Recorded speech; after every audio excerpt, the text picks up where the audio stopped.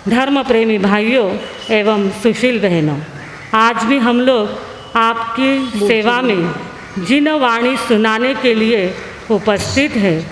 आपको लगेगा कि अरे बड़े मार साहब का प्रवचन सुनने के लिए हम लोग आए हैं और बीच में ही किसका नंबर लग गया है ना, ऐसा विचार भी मन में आता होगा।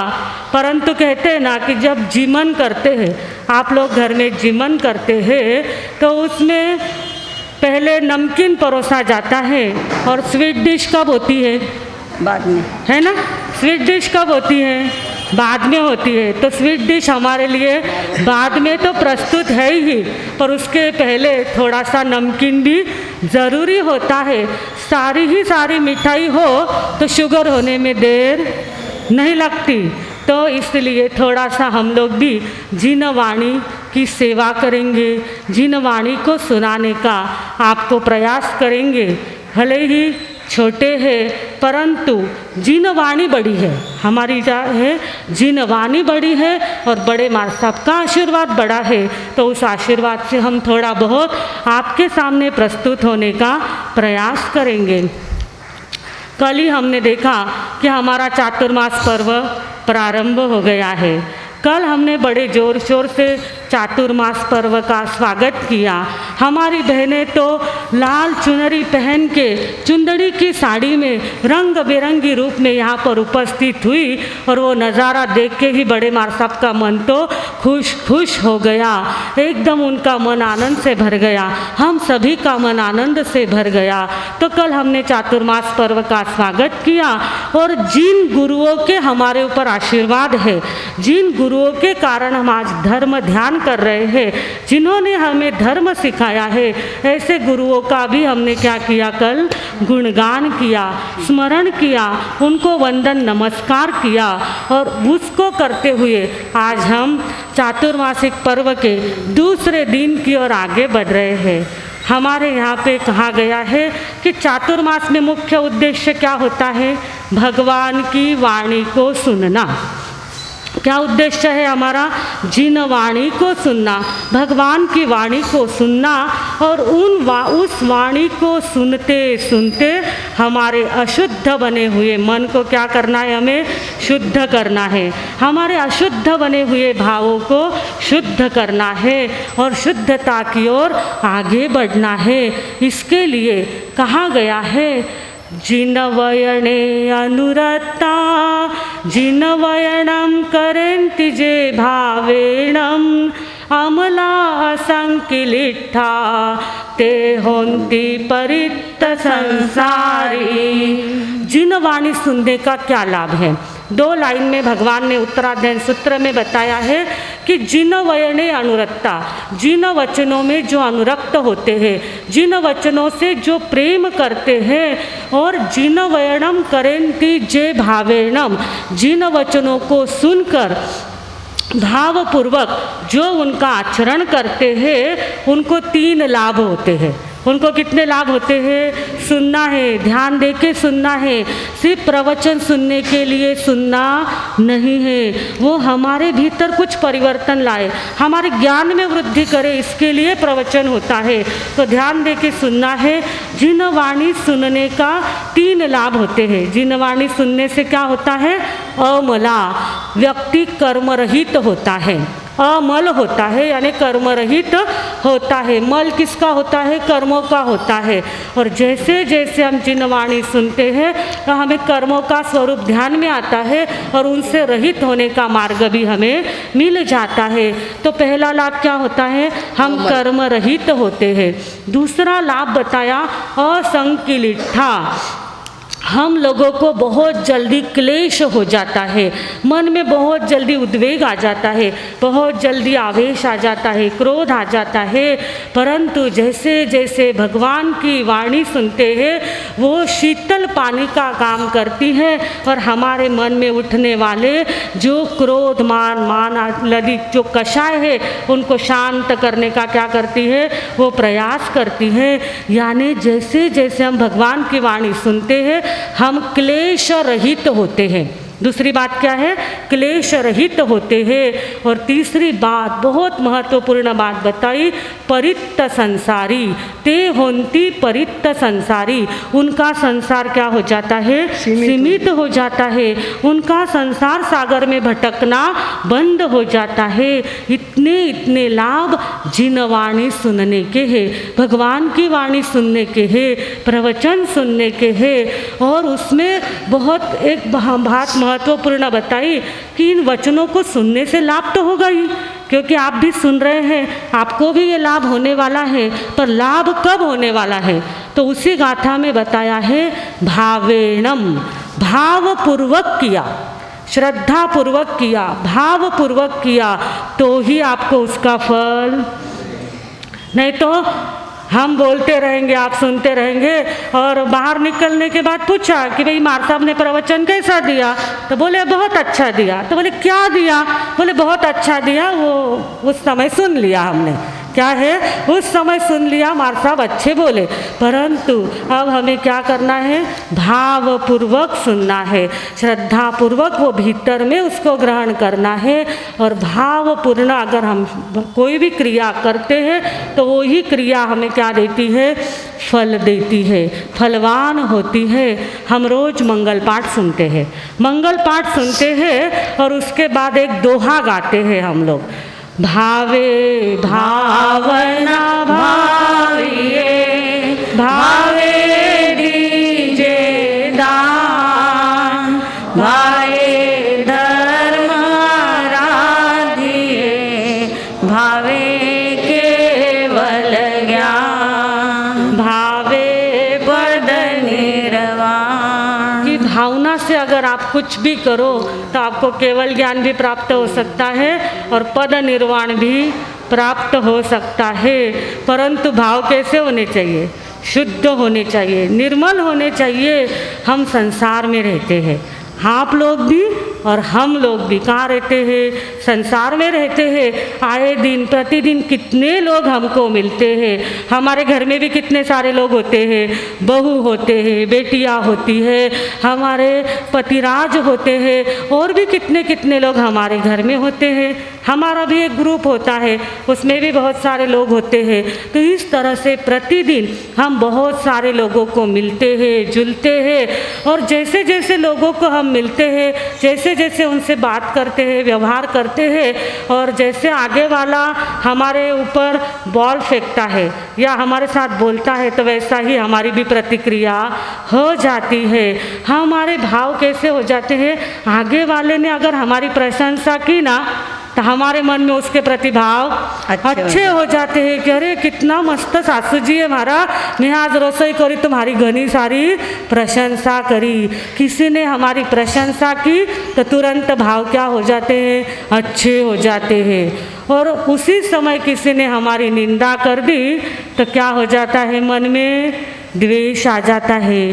किसी ने कोई हमसे आगे चला गया, कोई हमसे आगे बढ़ गया तो तुरंत मन में ईर्ष्या के भाव जग जाते हैं। किसी ने जोर से डांटा तो मन में क्या हो जाता है, तुरंत क्रोध के भाव जग जाते हैं।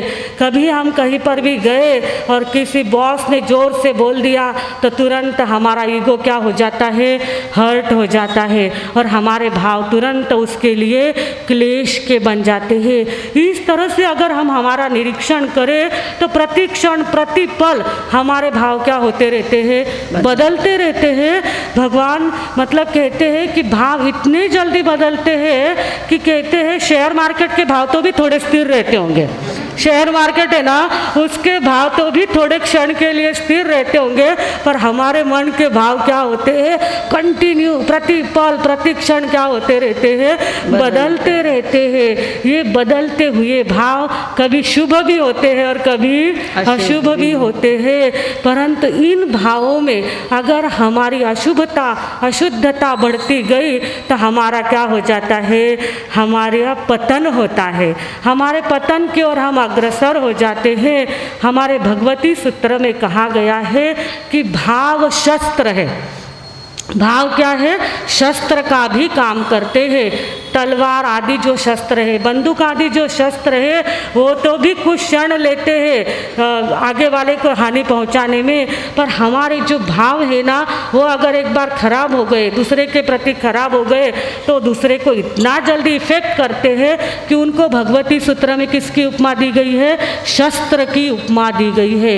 ये भाव अगर अशुद्ध हो गए, अशुभ हो गए, तो उनका क्या क्या फल होता है?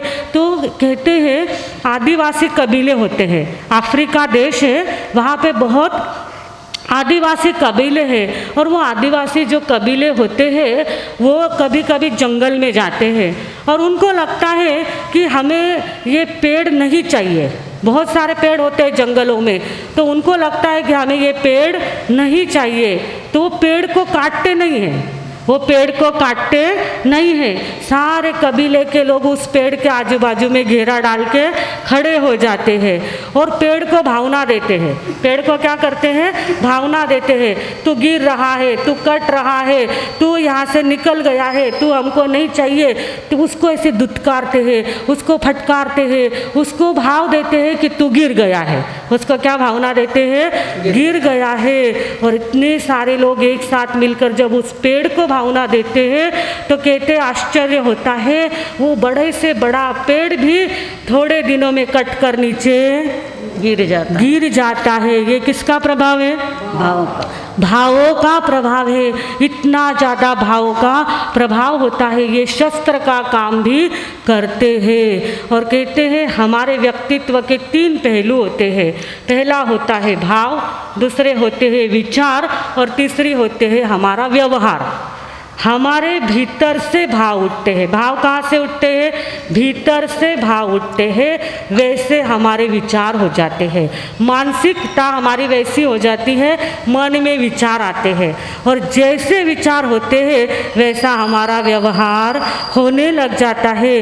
व्यवहार क्रियात्मक है। व्यवहार कैसा है? शरीर से होता है, क्रिया से होता है। और भाव कहाँ से उठते हैं? अंतःकरण से भाव उठते हैं। ये जो अंतःकरण से उठने वाले भाव है, इसमें अगर निगेटिविटी आ गई, इसमें अगर निगेटिविटी आ गई, बहुत सारे लोग होते हैं उनको कुछ अच्छी भी बात कहने जाओ ना तो उसमें से कुछ तो भी बुरी ढूंढ के निकाल लेते हैं। अगर उनको कहते ना कि वो बहुत अच्छी रसोई बनाती है, तो दूसरी बहू क्या कहती है? वो रसोई तो अच्छी बनाती है पर पीछे का कुछ भी आवरती नहीं है, सब मुझे आवरना पड़ता है। इस तरह से हम क्या करते हैं, कुछ भी अच्छा हुआ तो उसको हम तुरंत क्या कर देते हैं? निगेटिव एनर्जी, निगेटिव फोर्स दे देते हैं। अगर किसी ने कहा कि तुम्हारा भाई तो बहुत तरक्की कर रहा है, बहुत ज़्यादा व्यापार कर रहा है, तो ये कहते हैं अरे वो व्यापार तो करता है पर माँ बाप को संभालता नहीं है, माँ बाप को तो मुझे संभालना पड़ता है।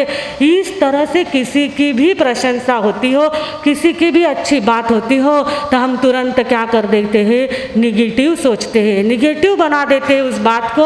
और ऐसे निगेटिव परमाणु इकट्ठे होते होते होते हम ही क्या हो जाते हैं?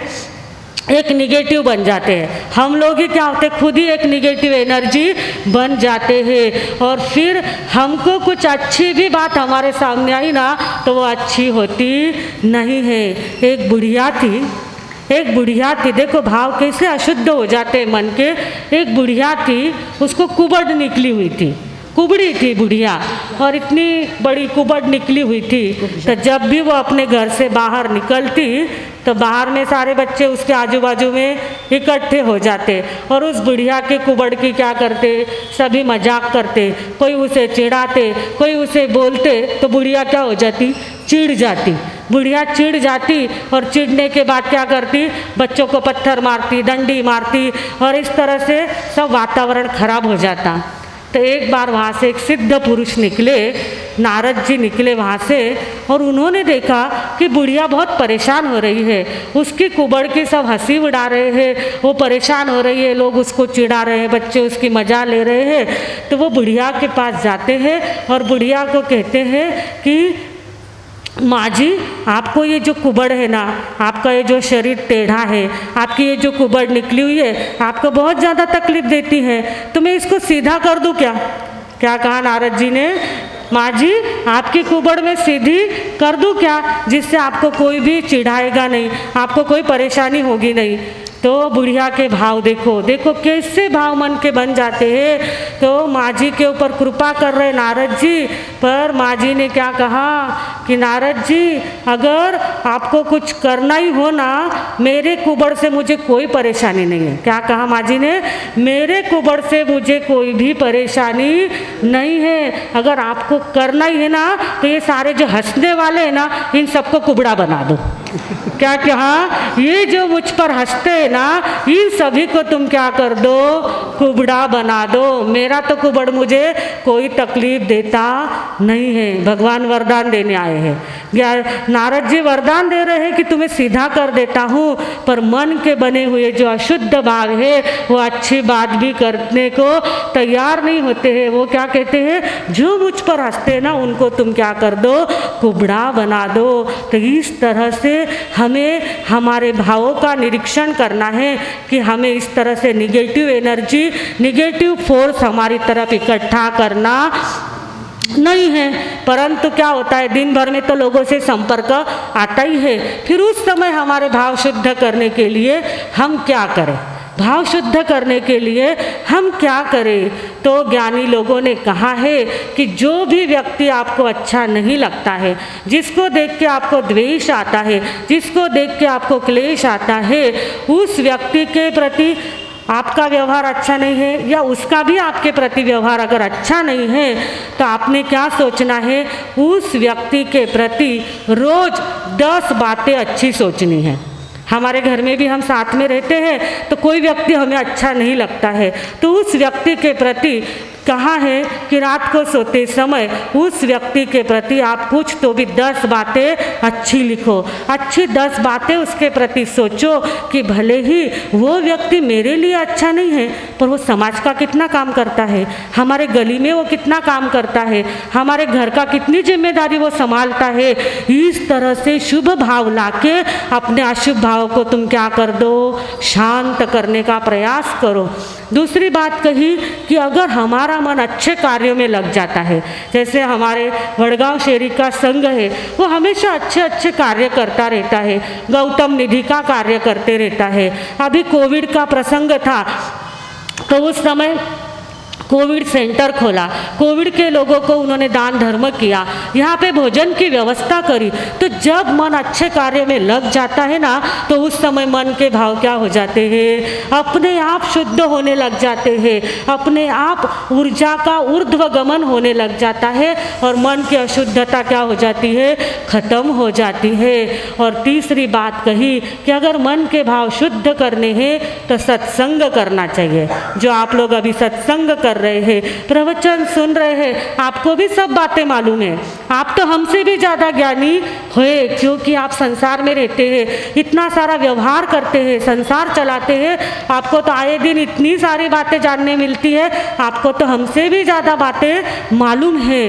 परंतु जब सत्संग होता है तो उस अच्छी बातों की पुनरावृत्ति होती है और उससे हमको प्रेरणा मिलती है। तो इसलिए सत्संग करना चाहिए, मन के भाव को शुद्ध करने के लिए सत्संग करना चाहिए, सद्वाचन करना चाहिए, अच्छे अच्छे लोगों की जीवनी जो होती है वो पढ़नी चाहिए। उन्होंने अपने जीवन में कितने कितने कठिन संघर्षों में से राह निकाली, तो हमारे सामने तो कोई परिस्थिति खराब नहीं है। शिवाजी महाराज ने क्या क्या परिस्थिति थी उनके सामने, फिर भी उन्हें स्वराज्य का निर्माण किया, और हम तो एक छोटे से घर को लेके बैठे हैं, उसको भी अच्छा नहीं बनाया, तो हमारा महत्व ही क्या है मनुष्य बनने का।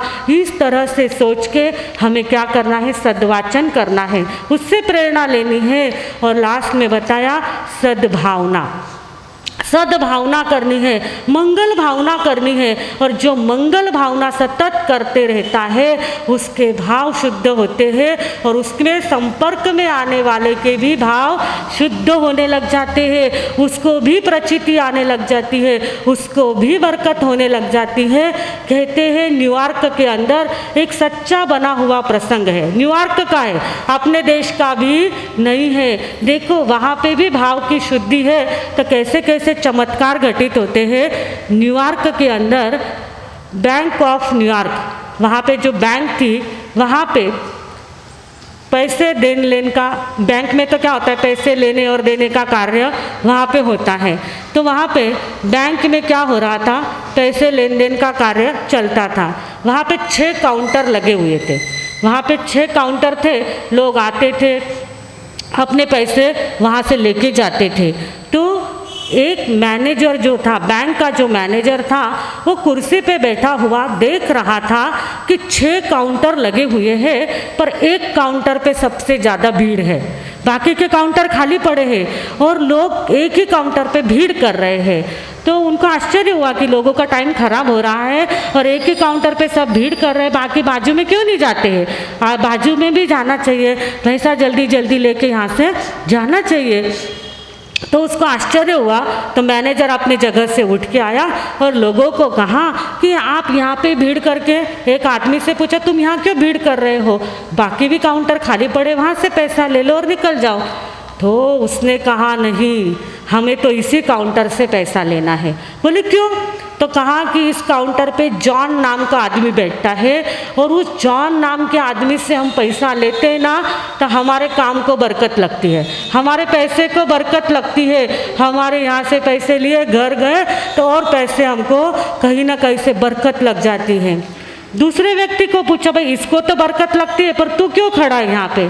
तो कहा कि जॉन नाम के व्यक्ति से मैं पैसा लेता हूँ ना तो मुझे लकी सिद्ध होता है, मेरे मन में जो काम करने का होता है वो काम पूरा हो जाता है और बहुत जल्दी हो जाता है, इसलिए मैं इसी से पैसा लेता हूँ।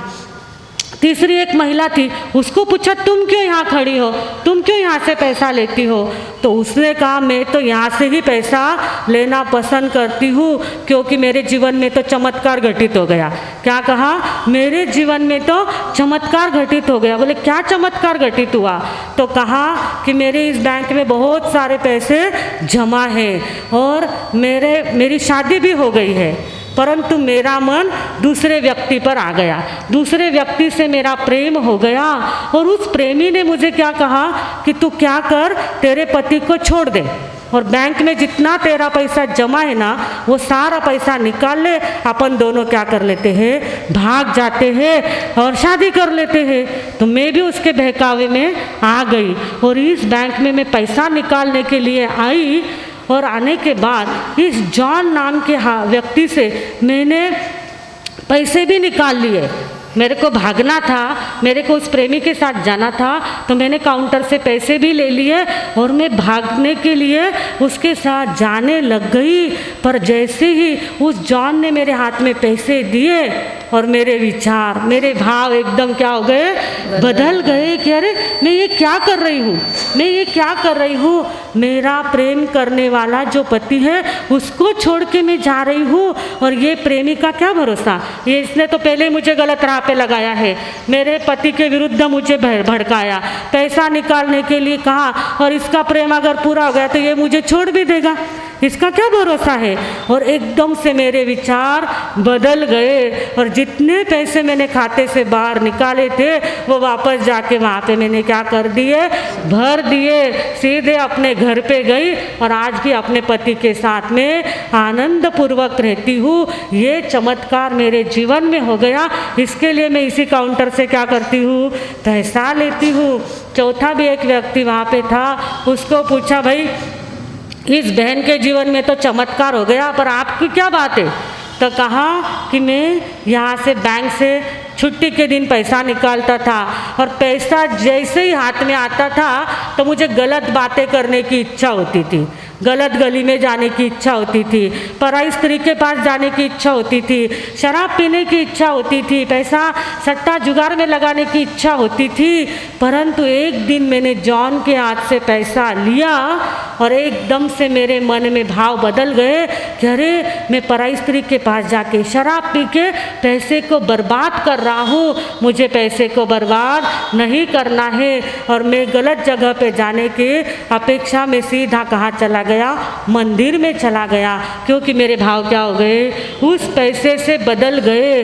इस तरह से हमारे जीवन में क्या होते हैं, इस जॉन से पैसा लेने से हमारे भाव बदल जाते हैं, इसलिए हम इससे ही पैसा लेना पसंद करते हैं। मैनेजर को तो इतना आश्चर्य हुआ कि अरे ये जॉन को ही भगवान है कि भगवान की शक्ति इसके पास है, क्या है इसके पास इतनी विशेषता, जाके देखना चाहिए। तो वो मैनेजर क्या किया, जॉन के पास गया और जॉन को कहा कि भाई तुम्हारे पास कौन सी शक्ति है, लोग सब तुम्हारे ही पास आते हैं, तुम्हारी ही प्रशंसा कर रहे हैं और तुम्हारे हाथ से पैसा लेने से उनको बहुत अच्छा अच्छा सब होता है, क्या करते हो, कौन सी माला फेरते हो, कौन सा जप करते हो, कौन सा वशीकरण तुम्हारे पास है। तो उस जॉन ने कहा कि कोई वशीकरण नहीं, कोई मंत्र नहीं, सबसे बड़ा मंत्र है मेरे भाव, सबसे बड़ा मंत्र है मेरे भाव। मैं एक धार्मिक परिवार का बेटा हूँ, मेरी माँ भी धार्मिक है, मुझे धार्मिक संस्कार बचपन से मिले हैं और मैं जिस स्थान पे बैठा हूँ वो स्थान बड़ा जोखिम भरा है। क्या कहा, जो स्थान पे मैं बैठा हूँ, जिस काउंटर पे मैं बैठा हूँ बड़ा जोखिम भरा है। तो जब भी मैं लोगों को पैसे का लेन देन करता हूँ तो उस समय मन में एक ही भावना करता हूँ कि लोग पैसा जो है वो बहुत मेहनत करके कमाते हैं। आप लोग पैसा कमाते हैं ना, बहुत मेहनत करनी पड़ती है तब जाके पैसा मिलता है। बोले पैसा कमाने के लिए बहुत मेहनत करनी पड़ती है तब जाके लाखों करोड़ों बिकते हैं। तो मैं जब लोगों को पैसा देता हूँ उस समय एक ही मंगल भावना करता हूँ कि ये पैसा आपके हाथ में आने के बाद आपको सद्बुद्धि आए, आपको सन्मार्ग सूझे और आप अच्छे कार्य करें। इस मंगल भावना के साथ में क्या करता हूँ, लोगों को पैसे देता हूँ। आप पैसा बर्बाद मत करो, इस भावना से मैं पैसे देता हूँ। और उनके जीवन में अगर आश्चर्य घटित होते होंगे तो वो उनका क्या है, उनके मेरे भाव का वो क्या है, प्रभाव है। इस तरह से अगर हम देखें तो जैसा हम सोचते हैं वैसे ही आगे वाले व्यक्ति पर क्या पड़ता है, प्रभाव पड़ता है। कभी कभी हमारे भीतर के भाव अच्छे नहीं होते हैं, हम ऊपर से हंसते हैं, कोई व्यक्ति मिल गया ना उसके प्रति हमारे भाव अच्छे नहीं पर हम क्या करते हैं, हंस देते हैं, हंस के बात करते हैं पर अंदर के भाव अच्छे नहीं रहते हैं। पर आपके भाव अगर व्यक्त भी नहीं हुए पर आगे वाले के मन के दरवाजे को क्या कर देते हैं, खटखटा देते हैं कि भले ही उसने मेरे से प्रेम से बात की पर उसके मन के भाव अच्छे नहीं थे। तो ये जो भाव होते हैं क्रिया के पचकान होते हैं, शारीरिक क्रिया जो होती है उसके पचकान होते हैं पर भाव के कोई पचकान नहीं होते हैं। भाव को तो तप जप संयम सत्संग सद्वाचन इससे ही शुद्ध करना पड़ता है। सवेरे उठकर स्नान करके आ गए, तन की शुद्धि तो हमने कर ली पर मन की शुद्धि के लिए हमें सत्संग सद्वाचन जिनवाणी भगवान की वाणी इसी को श्रवण करना पड़ता है। और ये श्रवण करने से ही हमारी बुद्धि कैसी होती है, सद्बुद्धि होती है। और इसीलिए वो जॉन ने कहा कि मैं सबके लिए मंगल कामना करता हूँ, may God bless you, may God bless you, इस तरह से मैं कहता रहता हूँ। भावना दिन रात मेरी सब सुखी संसार हो, भावना दिन रात मेरी सब सुखी संसार हो, सत्य संयमशील का व्यवहार बारंबार हो, सत्य संयमशील का व्यवहार बारंबार हो। जॉन ने कहा कि मैं रात दिन यही भावना करता हूँ कि सभी का क्या हो, सत्य संयम और सभी का अच्छा हो, यही भावना में करते रहता हूँ। आप लोगों को भी ध्यान में रखना है कि दिन भर में जब जब भी हमारे भाव अशुद्ध बने, अशुभ की ओर जाए तो उस समय सोचना है कि चाय बिगड़ी तो सुबह बिगड़ी। क्या कहते हैं, ध्यान से सुनो, चाय बिगड़ी तो सुबह बिगड़ी, सब्जी बिगड़ी तो दिन बिगड़ा, सब्जी बिगड़ी तो दिन बिगड़ा, आचार बिगड़ा तो साल बिगड़ा, आचार बिगड़ा तो साल बिगड़ा, पत्नी बिगड़ी तो जीवन बिगड़ा। पत्नी बिगड़ी तो जीवन बिगड़ा, परंतु उसके आगे भगवान क्या कहते हैं, अगर भाव बिगड़े तो आपके भवो भव बिगड़ गए। तो इन भावों को हमें क्या करना है, शुद्ध करना है। ये भाव हमें 7वीं नरक तक भी ले जाते हैं। भाव हमें क्या करते हैं, 7वीं नरक के भी कर्म बंध करवा देते हैं। और यही भाव शुद्ध बन गए तो हमें केवल ज्ञान तक पहुंचा देते हैं। कहाँ पहुंचना है, 7वीं नरक में पहुंचना है कि केवल ज्ञान तक पहुंचना है, निर्णय आपके हाथ में है। आप सभी निर्णय करें। दिन दिन में जब भी भाव अशुद्ध हो तो उस समय एक ही भाव करें कि मुझे नरक में जाना है कि मुझे केवल ज्ञान तक पहुंचना है। अगर केवल ज्ञान तक पहुंचना है तो मुझे भाव शुद्ध करना पड़ेगा। और उस शुद्धि के लिए मुझे ज़्यादा से ज़्यादा जो भी प्रयास बताए गए हैं आपको, रोज़ 10 बातें उस व्यक्ति के लिए अच्छी लिखे जिसके प्रति आपके मन में खराब भाव है, और उस व्यक्ति को अपने से फ्री कर दे। उस व्यक्ति को अपने से, भले ही उसका मेरे साथ व्यवहार खराब है पर आगे व्यक्ति के साथ तो उसका अच्छा है, उस व्यक्ति को अपने से फ्री कर दे। उसके वो तो कैसा रहता है पर अपने कर्मबंध उसके साथ हो रहे हैं, तो उन कर्मबंध से हमें दूर होना है, हमारे भावों को शुद्ध करना है। और शुद्ध करते करते हमें कहाँ तक पहुँचना है, केवल ज्ञान तक पहुँचना है। इसी शुभ भावना के साथ अब मैं विराम देती हूँ। ओम शांति।